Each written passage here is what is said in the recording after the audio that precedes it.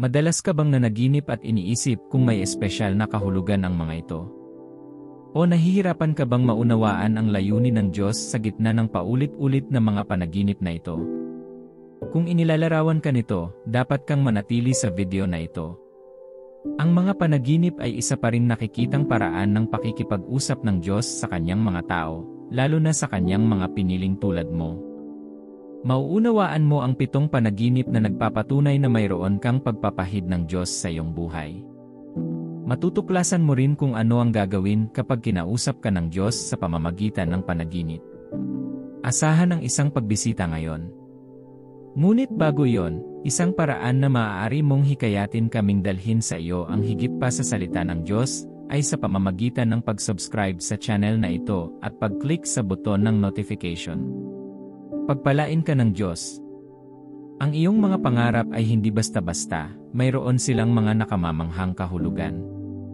Ang mga panaginip ay lampas sa replay ng mga aktibidad ng iyong subconscious mind. Ang mga ito ay hindi lamang kathang-isip ng iyong imahinasyon. Maaaring ihatid ng Diyos ang isang mahalagang mensahe sa pamamagitan ng iyong mga panaginip, kaya hindi mo dapat balewalain ang mga ito.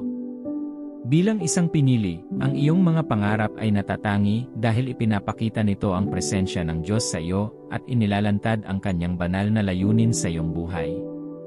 Gayunpaman, hindi nito binabago ang katotohanan na ang mga panaginip ay maaaring minsan ay nakalilito at ang mga mensaheng mahirap unawain. Tignan natin ang uri ng mga panaginip na ibinibigay ng Diyos sa kanyang mga pinili at ang kanilang propetikong kahulugan. Numero 1, mga pangarap tungkol sa mga mentor. Inilalagay ng Diyos ang mga tagapayo at espiritual na guro sa mga tao. Hindi sila ordinaryong tao, maaari mo silang tawaging mga tagapag-alaga dahil malaki ang papel nila sa iyong buhay. Nakakaapekto ang mga ito sa iyong buhay, kaya naman ginagamit sila ng Diyos para makipag-usap sa iyo. Kung makakita ka ng isang tagapagturo na iginagalang mo sa iyong panaginip, nais ng Diyos na makuha ang iyong atensyon bilang kanyang pinili. Dapat mong tandaan na ang konteksto kung saan nakikita mo ang mga ito ay mahalaga dahil tinutukoy nito kung ano ang maaaring sabihin ng Diyos sa iyo. May mga pagkakataon na maaaring lumabag ka sa kalooban ng Diyos o nasa bingit ng paggawa ng maling desisyon. Magagamit sila ng Diyos para balaan o itama ka. Suriin kung nasa punto ka na kung saan nalilito ka kung ano ang gagawin at bigla kang napanaginipan kung saan makikita mo ang iyong mga tagapagturo na nagsasabi sa iyo ng mga tamang hakbang na dapat gawin. Kapag mayroon kang tawag ng Diyos sa iyong buhay, hindi mo kayang gumawa ng mga aksyon na humahantong sa iyo sa landas o makapinsala sa iyong hinaharap. Kaya, palaging sinusubukan ng Diyos na pigilan ka at ipinapadala ang mensaheng ito sa pamamagitan ng iyong mga tagapagturo. Ang kanyang mga babala ay dumarating sa iyong mga panaginip dahil nasa puso niya ang iyong interes. Tandaan na dinidisiplina lamang ng Diyos ang mga mahal niya. Kung ang Diyos ay hindi nagbibigay sa iyo ng mga tagubilin, paano kanya maituturo na maging kanyang pinili? May mga mamahaling pagkakamali na hindi mo kayang bayaran dahil buhay ng marami ang nakasalalay sa iyo. Ang iyong banal na layunin ay isang tawag upang maapektuhan ng iba, kaya't mapanibuguin kang binabantayan ng Diyos sa pamamagitan ng mga tagubilin. Gumagamit din siya ng mga tagapayo upang mapanatili ang iyong banal na pagtawag mula sa mga mata ng kaaway. Noong pinili ka ng Diyos para sa isang partikular na tungkulin, naging target ka ng dyablo. Sa puntong iyon, sinusubukan niya ang lahat ng kanyang makakaya upang pigilan ka, ngunit ang Diyos ay laging nauuna sa kanya. Inihahatid ka rin niya sa pamamagitan ng iyong espiritual na pinuno. Kapag pinangarap mong iligtas kanila mula sa isang pag-atake, ito ang paraan ng Diyos para bigyan ka ng katiyakan ng kanyang proteksyon habang tinatanggap mo ang iyong atas. Kung pinangarap mong ibigay kanila o nakikita mo ang iyong sarili na tinutulungan sila sa isang gawain, maaaring ipinapakita sa iyo ng Diyos ang kanyang layunin para sa iyo. Marahil ay tinatawag ka ng Diyos sa isang katulad na ministeryo at hinihiling sa iyo na magpasakop at hayaan silang magturo sa iyo. Ang ganitong uri ng pangarap ay mahalaga sa iyo dahil ang lahat ng napili ay dapat munang sumailalim sa pagsasanay bago maisakatuparan ang kanilang layunin. Tinawag ng Diyos si Eliseo bilang kanyang pinili, ngunit kailangan niyang matutunan ang tungkol sa kanyang atas sa pamamagitan ng paglilingkod sa ilalim ni Propeta Elias. Kung madalas kang magkaroon ng mga panaginip kung saan nagtatrabaho ka sa iyong mga tagapagturo o nakikinig sa kanila na nagpapakita sa iyo kung paano gawin ang ilang mga gawain, ito ay isang senyales na pinili ka ng Diyos. Kung mayroon kang mga panaginip kung saan hinihiling nila sa iyo na sundan mo sila o pagmasdan habang gumagawa sila, nangangahulugan ito na nais ng Diyos na bigyan mo sila ng pansin at hingin ang kanilang patnubay habang ginagawa mo ang iyong banal na tungkulin. Kung mayroon kang mga pangarap kung saan ibinibigay sa iyo ng isang tagapagturo o espiritual na gabay ang kanilang mga tuol sa trabaho, pinili ka ng Diyos. Kadalasan, maaaring sabihin sa iyo ng Diyos na ikaw ang susunod sa linya para gawin ang kanilang ginagawa. Ang ganitong mga panaginip ay isang anyo ng pagbibigay ng parehong pagpapahid sa buhay ng iyong mga tagapagturo. Nangangahulugan ito na magagawa mo ang ginagawa nila o mas mabuti pa. Nais ni Elias ang dobleng bahagi ng pagpapahid ng kanyang Panginoon, at bago umakyat si Elias sa langit sa isang karon ng apoy, nalaglag ang kanyang balabal. Ang manta ni Elias ay minsang nahati ang ilog Jordan. Ngayon ay hawak ni Eliseo ang manta na ito, na nangangahulugan na siya ay may kakayahan na gaya ni Elias, at maaaring magpatuloy mula sa kung saan huminto ang kanyang Panginoon. Hiniwalay ni Eliseo ang parehong ilog ni Elias dahil nakatanggap siya ng biyaya mula sa kanyang tagapagturo. Kung patuloy mo ring nakikita ang iyong espiritual na pinuno na nag-aabot ng mga Biblia sa iyo, ito ay isang senyales na tinatawag ka ng Diyos upang ipangaral ang Ebanghelyo o tumayo sa parehong sapatos ng iyong tagapagturo. Kung pinangarap mong papatungan kanila o ipinagdarasal, isa rin itong paraan ng paglilipat ng mga banal na bertud sa iyo. Kapag nakita mo ang mga mentor na ito, dapat mong maunawaan na ang panaginip ay hindi tungkol sa kanila kundi tungkol sa mensahe ng Diyos sa iyo. Ginagamit lamang niya ang mga ito bilang mga channel upang makipag-usap sa iyo dahil siya ay nasisiyahan sa kanilang gawain at alam mong nagtitiwala ka sa kanilang paghatol. Maaaring hindi ipakita sa iyo ng Diyos ang isang taong hindi mo gusto o may pagdududa. Kaya, kung nakakakita ka ng isang partikular na tagapagturo sa iyong panaginip, nangangahulugan ito na ang Diyos ay naghahatid ng isang bagay na mahalaga sa iyong buhay. Huwag mong baliwalain ang mga babala ng Diyos dahil baka sinusubukan kanyang iligtas sa mga panganib na hindi mo napapansin. Kung ikaw ay sensitibo, makikita mo na ang mga pangarap na ito ay darating sa mga tiyak na panahon sa iyong buhay. Dapat itong sabihin sa iyo na kailangan mong gumawa ng marahas na mga hakbang at hindi lamang iwagayway ang mga ito bilang isang bagay na random. Kailangan mong tanggapin ito bilang kalooban ng Diyos para sa iyo. Kung nangangarap kang tulungan sila, maaari mong hanapin ang Diyos sa partikular na lugar na gusto niyang paglingkuran mo sila.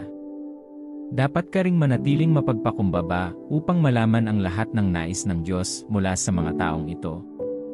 Itinuturo ng Biblia na ang Diyos ay magbibigay lamang ng higit na biyaya sa mga mapagpakumbaba, kaya dapat kang mag-ingat na huwag makaligtaan kung ano ang mayroon ang Diyos para sa iyo.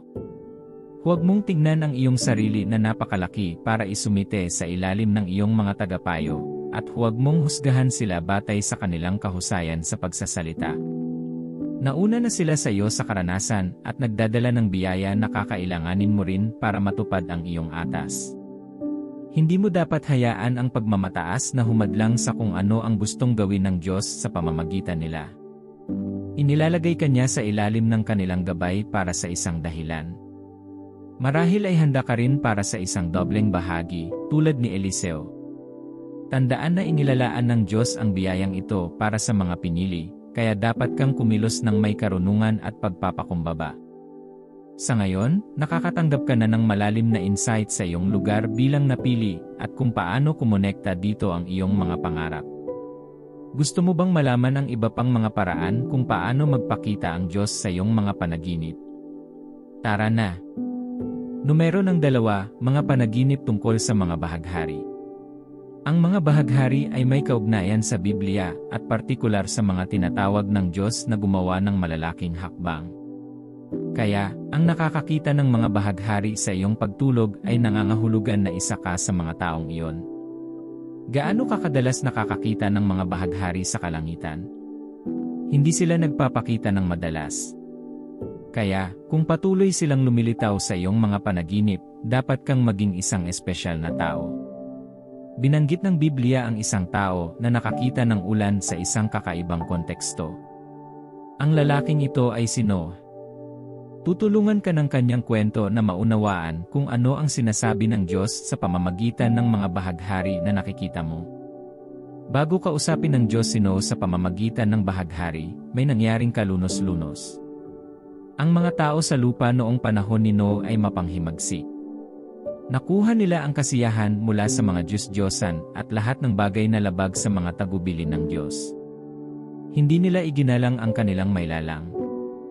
Ginamit nila ang pribilehiyong ibinigay niya sa kanila para siraan siya.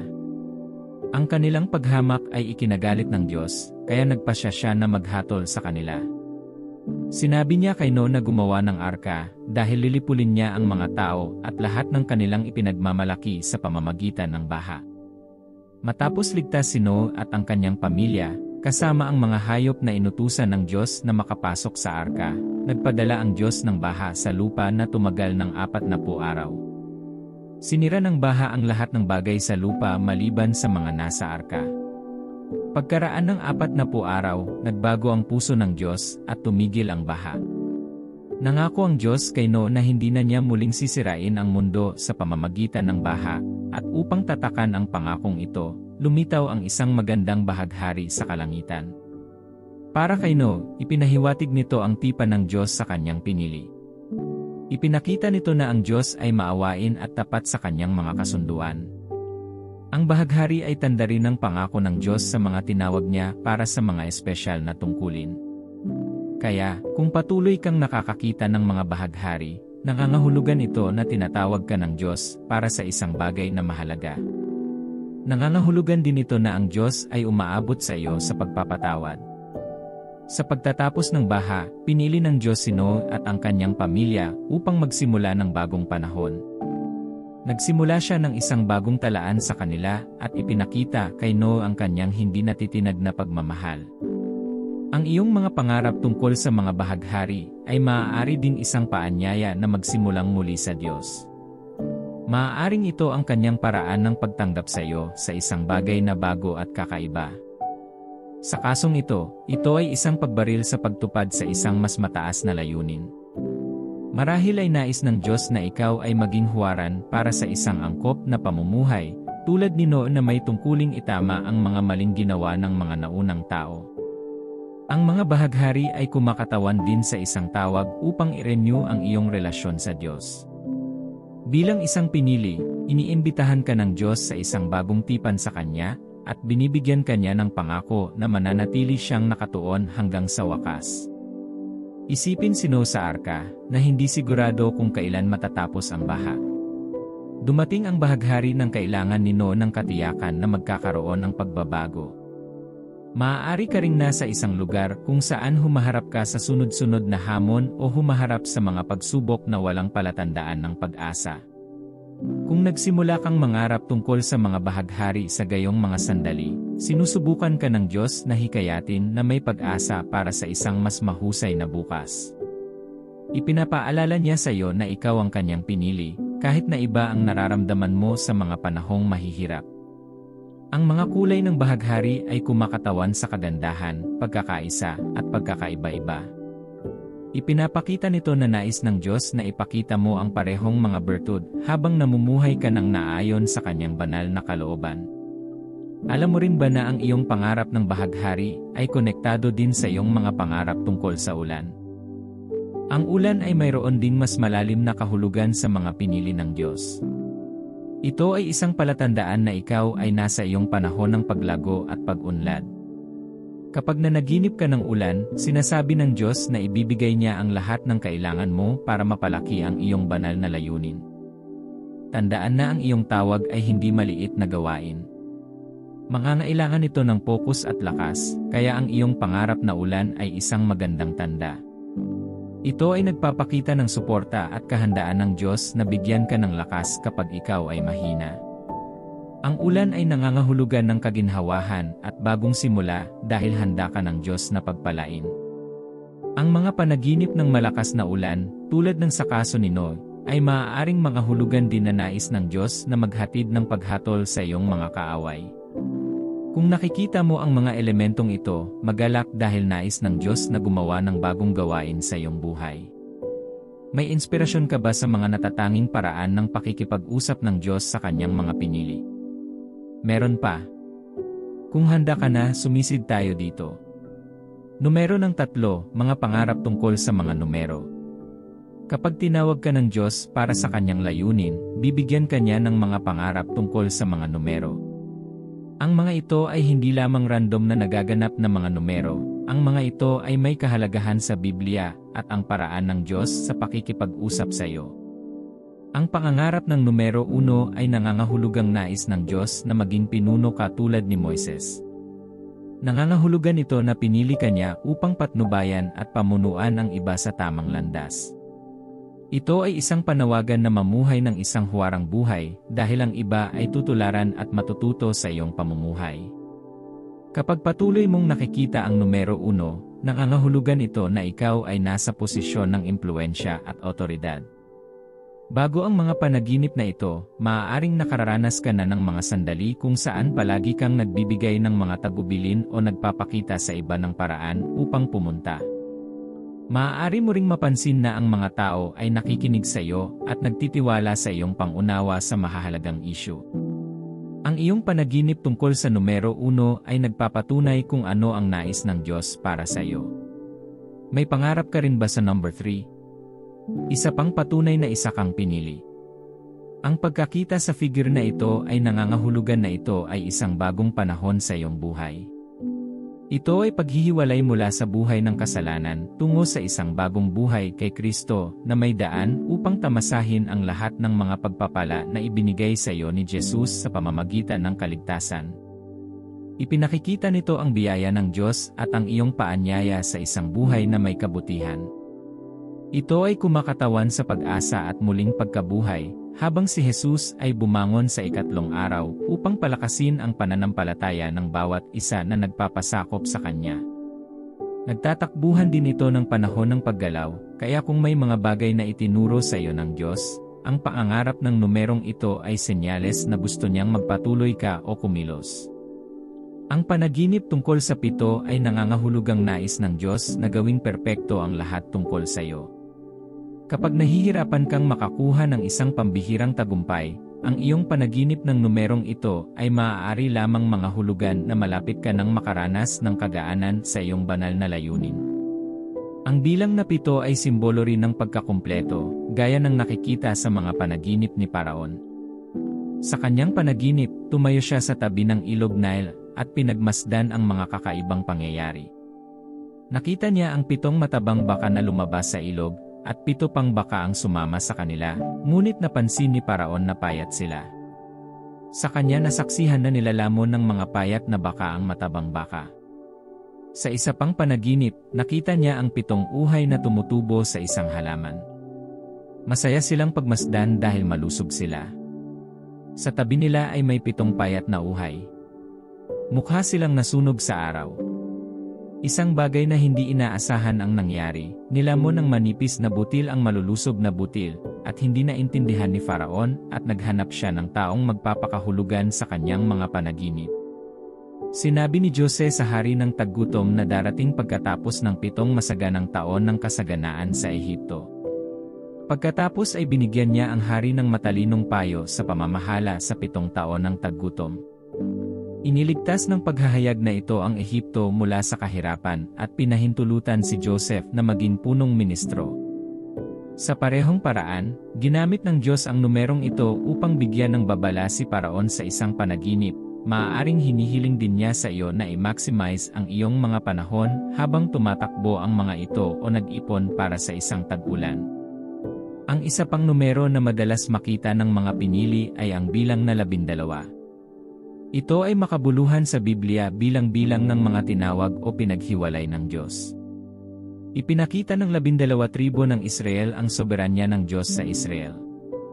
Tulad ng alam mo na, sinimulan ni Jesus ang kanyang mga taon ng paghubog sa pamamagitan ng pakikinig at pagsasalita sa templo sa edad na 12. Hindi rin nagkataon na mayroon siyang 12 disipulo upang magtrabaho kasama niya. Kung napanaginipan mo ang bilang na ito, hudyat ito na kabilang ka sa ilan na maghahayag ng kaharian ng Diyos sa lupa. Ang numero 40 ay isang palatandaan na nais ng Diyos na maghanda ka para sa iyong banal na atas.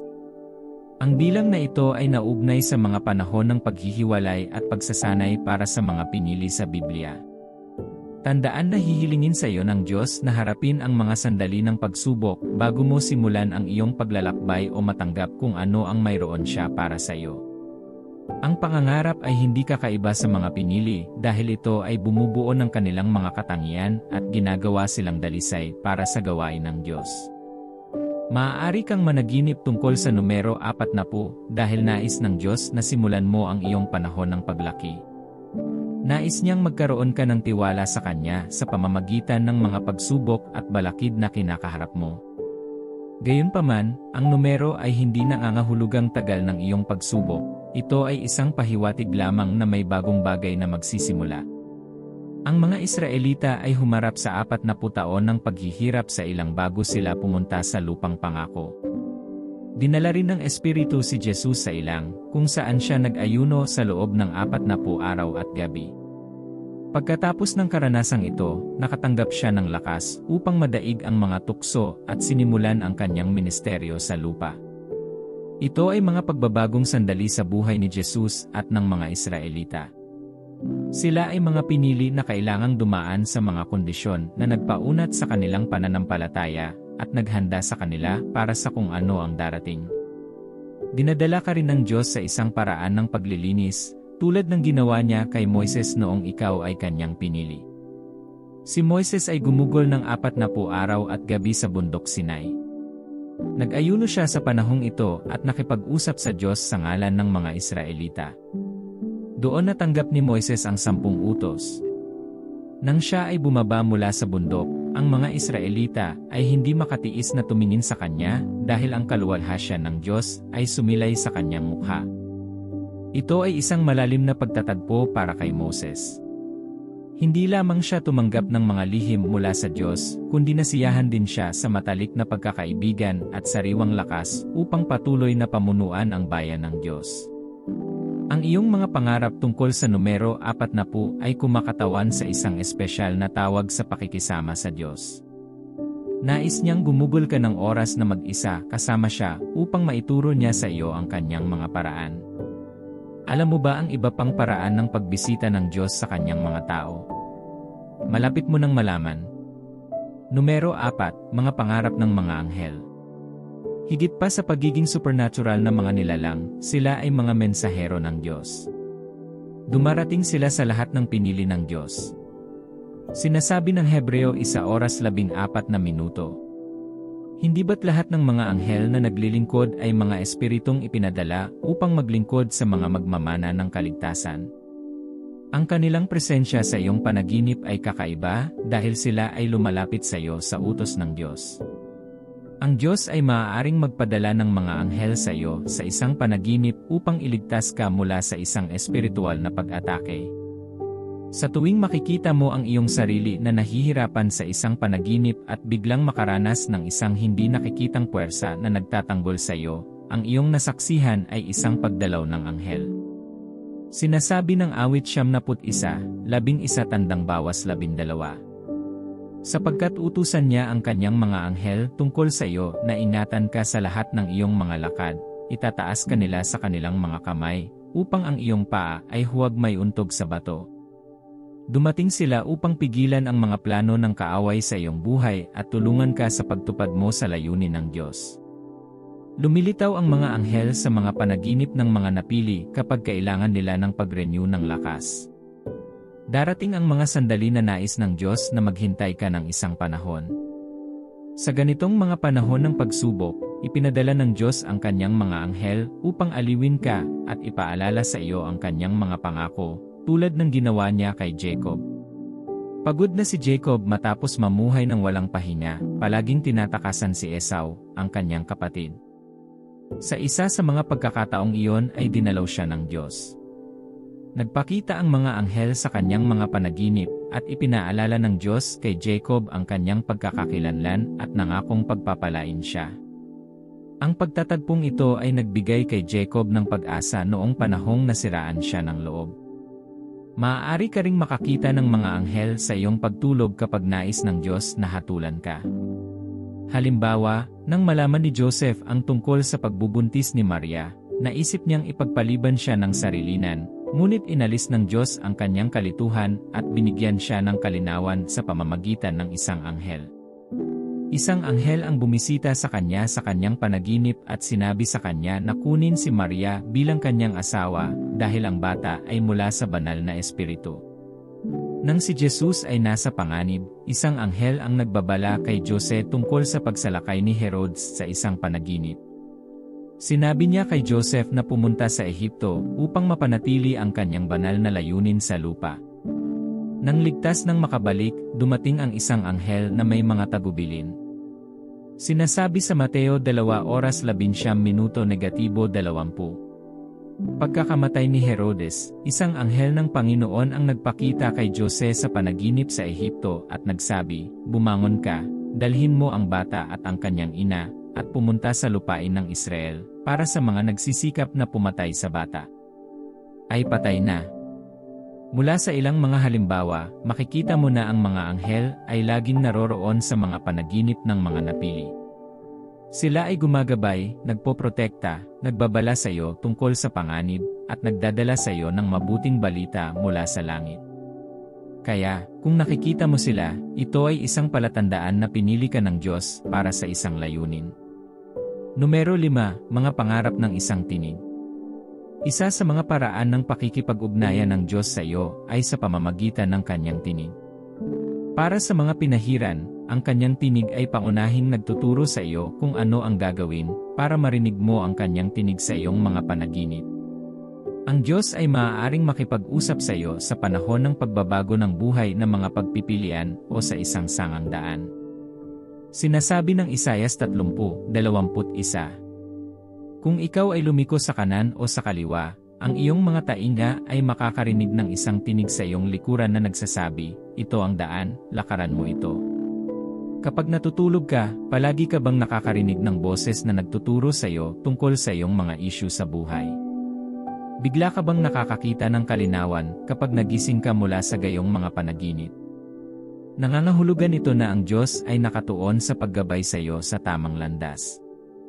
Sa ibang pagkakataon, maaari mong marinig na binibigyan ka niya ng mahigpit na babala tungkol sa mga bagay na hindi niya gusto para sa iyo. Kung nangangarap kang lumakad sa isang landas at naramdaman mo ang isang boses na tumatawag sa iyo pabalik, maaaring umabot ang Diyos upang pigilan ka sa pagtahak sa mga landas na magtatapos sa kapahamakan. Maaari ding makipag-usap sa iyo ang Diyos kapag gusto niyang ihayag ang kanyang mga plano, tulad ng ginawa niya kay Samuel. Tinawag ng Diyos si Samuel mula sa kanyang pagtulog. Sa una, hindi niya makilala ang boses, ngunit nang gawin niya at tumugon, nagsimulang ipakita ng Diyos ang kanyang plano kay Samuel. Ang sandaling ito ay ang pagsilang ng isa sa mga pinakadakilang propeta. Dapat mong suriin upang maunawaan kung ano ang sinasabi ng Diyos kapag siya ay nagsasalita sa iyo. Numero 6, random na kakaibang panaginip. Minsan, maaari kang managinip ng mga random na bagay at senaryo. Kahit na hindi nila sinusunod ang regular na pattern tulad ng ibang mga panaginip, mayroon pa rin silang propetikong kahulugan. Kapag pinangarap mo ang iyong sarili na bumagsak, ito ay kumakatawan sa isang estado ng paghihiwalay mula sa iyong lumang kalikasan o mga bagay na pumipigil sa iyo mula sa pagkonekta sa Diyos. Ang pagkilos ng pagbagsak ay maaaring magdulot ng pagkabalisa at takot, ngunit para sa mga napili, ito ay isang panawagan na bumitaw at yakapin ang kalooban ng Diyos para sa iyong buhay. Kung nangangarap ka ng mga prutas, alamin na ito ay panahon ng mga pagpapala. Maaaring pinahihintulutan ka rin ng Diyos na simulan ang iyong banal na atas. Ang mga prutas ay naugnay sa mga gantimpala ng paggawa, kaya ang pangangarap ng mga ito ay isang senyales na ikaw ay nasa panahon ng pag-aani. Bilang isang pinili, ang iyong mga pangarap tungkol sa mga kastilyo ay nagpapakita na nais ng Diyos na bigyan ka ng kaligtasan. Ito ang kanyang paraan ng pagpapaalala sa iyo na naroroon siya sa mga oras ng problema. Sinasabi ng Kawikaan 18 oras 10 minuto, ang pangalan ng Panginoon ay isang matibay na moog, ang matuwid ay nagsisitakbuhan doon at naliligtas. Ang kastilyo ay isang lugar ng kanlungan mula sa mga kalaban, at maaaring bigyan ka ng Diyos ng daan na iyon. Sa tuwing magkakaroon ka ng ganoong mga panaginip, tinatawag ka niya na sumilong sa oras ng kahinaan. Nais niyang makatanggap ka ng lakas at ginhawa kapag ikaw ay napapagod. Maaaring tinatawag ka rin ng Diyos sa isang lugar ng responsibilidad. Kapag nanaginip ka ng sobrang laki ng sapatos, ito ay senyales na gusto niyang paghandaan mo ang susunod na yugto. Number 7. Mga pangarap tungkol sa mga hayop. Ang Diyos ay nakikipag-usap din sa iyo sa pamamagitan ng mga hayop. Hindi lang mga hayop, ang mga ginagamit niya ay makabuluhan dahil may hawak itong kahulugan sa Biblia. Sa ibang mga pagkakataon, maaari rin silang tumutugma sa iyong pagkatao o sa taong nais ng Diyos na ikaw ay maging. Tignan natin ang ilang mga hayop na maaaring ipakita sa iyo ng Diyos sa pamamagitan ng mga panaginip. Kapag nanaginip ka tungkol sa elepante, ito ay isang senyales na nais ng Diyos na magkaroon ka ng posisyon na may impluwensya at koneksyon sa lipunan, partikular sa politika. Ang mga elepante ay naugnay sa kayamanan at maharlika, kaya ang pagkakita sa kanila ay nangangahulugan na ang mga pagpapala ng Diyos ay nasa iyong buhay. Ang mga panaginip tungkol sa mga tupa ay nagpapakita na nais ng Diyos na magpasakop ka sa kanyang patnubay. Maaaring hinihiling niya sa iyo na magpakababa sa puso para malaman mo siya. Kung nakikita mo ang mga panaginip na ito sa mga sandali kung saan kailangan mo ng paraan, tanggapin ito bilang isang tahasang tagubilin mula sa Diyos.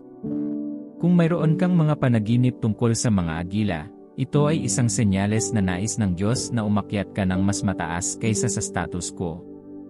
Ito ay isang tawag sa mas mataas na taas at isang espesyal na biyaya upang mabuhay laban sa lahat ng bagay na tila isang limitasyon. Ang agila ay naugnay din sa matalas na pangitain, kaya ang kanilang hitsura sa iyong mga panaginip ay maaaring magpahiwatig na binibigyan ka ng Diyos ng karunungan o pagpapalawak ng iyong kakayahan sa pag-isip. Nanaginip ka ba tungkol sa mga leon? Napakahusay nito dahil ang ibig sabihin nito ay tinatawag ka ng Diyos sa isang lugar ng otoridad. Nangangahulugan din ito na nais ng Diyos na lagi mong alalahanin ang kanyang presensya at proteksyon sa iyo. Habang isinasagawa mo ang iyong banal na atas, tatakutin ka ng kaaway, nahahadlang sa iyong gawin ang kalooban ng Diyos. Ang panaginip tungkol sa mga leon ay nangangahulugang nais ng Diyos na sumandal ka sa kanya para sa mga depensa. Tandaan na siya ang leon ng tribo ni Judah. Hinihikayat kanyang tumayo ng matatag dahil kasama mo siya. Ngayong naunawaan mo na ang mga panaginip, dapat mong hanapin ang Diyos para sa kalinawan na nauukol sa iyo. Sinasabi sa Efeso 1 oras 18 minuto, idinadalangin ko na ang mga mata ng iyong puso ay lumiwanag upang malaman mo ang pag-asa na itinawag niya sa iyo, ang mga kayamanan ng kanyang maluwalhating mana sa kanyang mga banal. May magagandang plano ang Diyos para sa iyo, na maaaring magkatotoo kung bubuksan mo ang iyong puso. Dapat kang bumuo ng intimacy sa Kanya upang maihayag niya ang Kanyang layunin sa iyo. Dapat ka ring mag-ingat dahil dumarating din ang kalaban sa iyong mga pangarap. Maaaring magdala siya ng mga larawang hindi mula sa Diyos para mapaniwala ka sa Kanyang mga kasinungalingan. Sinasabi ng 1 Corinthians 16:9, sapagkat nabuksan sa akin ang isang malaking pintuan para sa mabisang gawain, at marami ang sumasalungat sa akin. Gagawin niya ang kanyang makakaya na i-abort ang mga plano ng Diyos para sa iyo, kaya dapat kang maging alerto. Matutong makilala ang mga panaginip mula sa Diyos at sawayin ang kaaway pagdating niya sa pag-atake. Gayon din, matutong gumawa ng mga tamang aksyon dahil ang pananampalataya na walang gawa ay patay. Hindi sapat ang maniwala, dapat kang gumawa ng mga sadyang hakbang upang maisakatuparan ang plano ng Diyos para sa iyong buhay. Maligayang pagdating sa iyong panahon ng pagbabago. Manalangin tayo. Aming Ama sa langit, sinasamba ko ang iyong pangalan sa paghahayag ng iyong salita sa akin. Salamat sa pagpapakita sa akin sa aking mga pangarap na ako ang pinili mo. Ngayon alam ko na ang mga ito ay hindi lamang ordinaryo, ngunit divine. Ibinigay mo sa akin ang mga pangarap na ito para sa mga pagpapala at inspirasyon. Salamat sa pambihirang pribilehiyong ito. Ako ay humihingi ng awa kung paano ko inabuso o hinamak ang iyong biyaya sa aking buhay. Patawarin mo sana ako ngayon at bigyan mo ako ng kapangyarihang mamuhay ayon sa iyong kalooban. Tulungan mo akong magsumite sa mga mentor na ibinibigay mo sa akin. Alam kong mga mensahero mo sila. Simula ngayon, lagi ko silang igagalang gaya ng paggalang nila sa iyo. Susundan ko sila gaya ng pagsunod nila sa iyo. Kapag gusto ng kaaway na ilayo ako sa matuwid na landas, pakisuyong ipadala ang iyong lingkod upang bigyan ako ng tala ng babala. Huwag mo akong hayaang lumayo sa kulungan. Patuloy kang maging mabuting pastol habang ako ay nananatiling iyong mga tupa. Dalangin ko na buksan mo ang aking mga mata upang makita ang mga tagapagturo na dapat kong paglingkuran sa ilalim. Tulad ng pag-akay mo kay Eliseo kay Elias, akayin mo ako sa mga nais mong bumuo ng aking buhay. Tulungan mo akong maglingkod upang matanggap ko ang iyong mga pagpapala sa pamamagitan nila. Dalangin ko na ilipat mo sa akin ang parehong biyaya sa kanilang buhay. Panginoon, humihingi ako ng banal na patnubay. Mangyaring tulungan ako sa lahat ng aking mga paraan. Dalangin ko na turuan mo ako kung paano pumunta. Ayokong gumawa ng mga maling desisyon. Ayokong gawin ang hindi mo itinalaga para sa akin. Ipinagkatiwala ko ang aking mga paraan sa iyong mga kamay ngayon. Mangyaring idirekta ang aking landas. Ama, dalangin ko na iligtas mo ako sa pang-aapi at pag-atake. Ingatan mo ako mula sa silo ng mga ngayam at sa maingay na salot. Hindi ako sasaktan ng araw sa araw o ng buwan sa gabi. Kung ang dyablo ay inaapi ang aking buhay sa pisikal, espiritual, at kalusugan, idinadalangin ko na iligtas mo ako ngayon. Mula ngayon, ang aking mga pangarap at pangitain ay mula sa iyo lamang. Hindi ako magiging biktima ng bangungot. Kinansela ko ang bawat negatibong panaginip mula sa hukay ng impyerno sa pangalan ni Jesus. Pinipigilan ko ang pagpapakita ng mga demonyong panaginip sa aking buhay. Pinipigilan ko ang mga plano ng dyablo para sa aking sambahayan. Walang sandata na ginawa laban sa akin ang unlad. Ako ay natatakpan ng dugo ni Jesus at protektado sa lahat ng panig. Tulungan mo akong maunawaan ang mga palatandaan na ibinibigay mo sa akin sa pamamagitan ng mga panaginip. Kapag kailangan mo akong i-maximize ang isang pagkakataon, mangyaring tulungan akong malaman ito sa oras. Tulungan mo akong makita na ang iyong mga plano para sa akin ay mabuti at hindi masama. Patuloy na gabayan ako sa katotohanan at tulungan akong magpasakop sa iyo, hindi ang aking pangunawa. Dalangin ko na bigyan mo ako ng biyaya na maging handa para sa aking mga panahon ng paghihiwalay. Kung paanong binago mo si Jesus at Moses, hayaan itong maging isang tiyak na sandali sa aking buhay. Ipakita mo sa akin kung ano ang gagawin habang hinihintay kita. Sa paglalaan ko ng oras sa pakikisama sa iyo, bigyan mo ako ng mga tagubilin sa landas na tatahakin upang lagi kong gawin ang iyong kalooban. Salamat, Ama, sa pagsagot sa aking mga panalangin. Sa pangalan ni Jesus, nanalangin ako. Amen. Kung ang video na ito ay isang pagpapala sa iyo, mag-subscribe sa channel na ito, mag-like, mag-share, at mag-komento para patuloy kang magkaroon ng inspirasyon. Pagpalain ka ng Diyos.